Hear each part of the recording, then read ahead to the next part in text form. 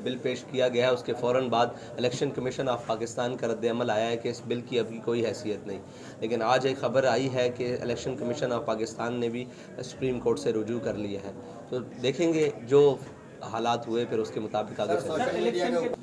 देखिए, इलेक्शन तो होने जा रहे हैं। इलेक्शन कमीशन ऑफ पाकिस्तान ने इसका ऐलान करना था और वो बार बार नोटिस जारी कर रहे हैं। फिर कागजात की नामजदगी, अब तो कागजात वापस लेने की आखिरी तारीखें आ चुकी हैं। फिर टिकट्स और निशान अलाटमेंट के दिन आ चुके हैं, तकरीबन 12-13। तो ये आपके सामने, अब तो इलेक्शन, हमें तो यही यकीन है कि इलेक्शन की तरफ जा रहे हैं। अगर बार बार ये सवाल होता है कि इलेक्शन नहीं हो रहे, तो ये किसी के पास कोई ऐसी खबर है या ऐसा अलादीन का चिराग है कि वो रगड़ेगा और इलेक्शन नहीं होंगे। बहरहाल अभी तक तो जो मंजरनामा है उसके मुताबिक इंशाल्लाह इलेक्शन हो रहे हैं। 18 में भी नहीं हुए थे।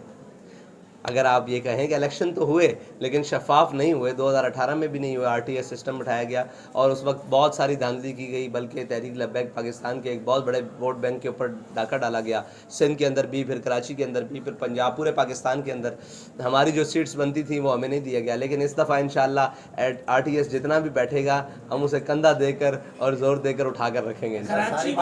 देखें, अगर कराची की आवाम हो या सिंध की आवाम, वो MQM के मंशूर से और उसके दस्तूर से अगर भुला चुकी है, निस्यान कर चुके हैं, तो फिर तो शायद हमें नुकसान होगा।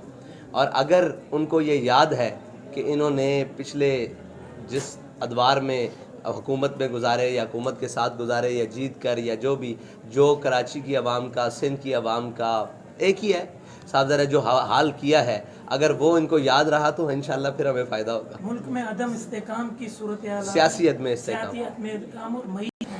पहली बात तो ये है कि मुल्क के अंदर इस वक्त सबसे बड़ा मसला वो सियासी अदम इस्तेकाम है। उससे भी बड़ा मसला हमारी माशी पॉलिसियाँ हैं और गरीब के लिए जो 2 वक्त की रोटी नापैद कर दी गई है।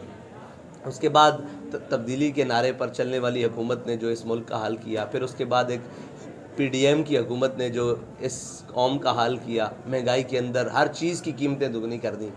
उसके लिए हमारे पास यही है कि कौम के वसाइल कौम के ऊपर ख़र्च किए जाएँ।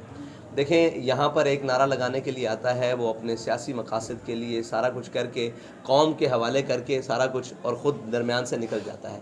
अभी PDM की हुकूमत आई, उन्होंने जो दे मार 4.5, जो आपने सिंध में भी हालात देखे, कोई पूछने वाला नहीं था।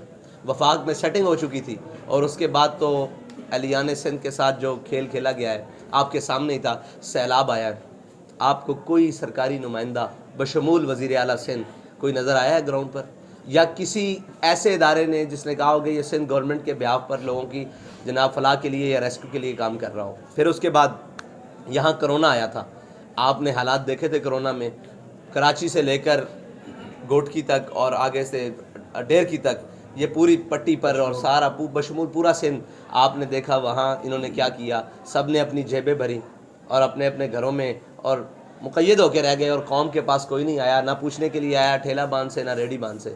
फिर इतने, मैं मेड़ तक आया था, अंदर तक सिंध में, अंदर औस्ता मोहम्मद तक सारा गया था। मैंने सिर्फ उनसे जाकर इतना पूछा कि भाई हम तो हैं एक NGOs की तर्ज पर काम करने वाले, ये जो आपके पास हुकूमती वसाइल हैं, आप जिनके साथ पिछले 30-40 साल से यहाँ हाकिम है एक जमात, तकरीबन कुछ बीच में से अरसा ऊपर नीचे हुआ होगा, 30-40 साल से मुसलसल रकम, तो आपके पास कोई उनका नुमाइंदा, ज़रूरी नहीं कि वज़ीर आला साहब, कोई उनका नुमाइंदा, कोई गवर्नमेंट का नुमाइंदा, किसी इदारे का नुमाइंदा। उन्होंने कहा जी हमें तो आज तक पूछने ही कोई नहीं आया कि हम किस हाल में बैठे हैं। तो मैंने कहा ये आपके पास जो है, उन्होंने कहा ये मकामी फलाही तंजीमें हैं जो, और नाम क्या है, आप पहुँचे हैं और बाकी जो तंजीमें पहुँची हैं, तो तंजीमात ने काम अच्छा किया बनिस्बत गवर्नमेंट्स के, तो हक उनको होना चाहिए जो काम बगैर गवर्नमेंट के अच्छा कर रहे हैं, कि उनको होना चाहिए। और फिर आपने माशी पॉलिसियाँ की हैं।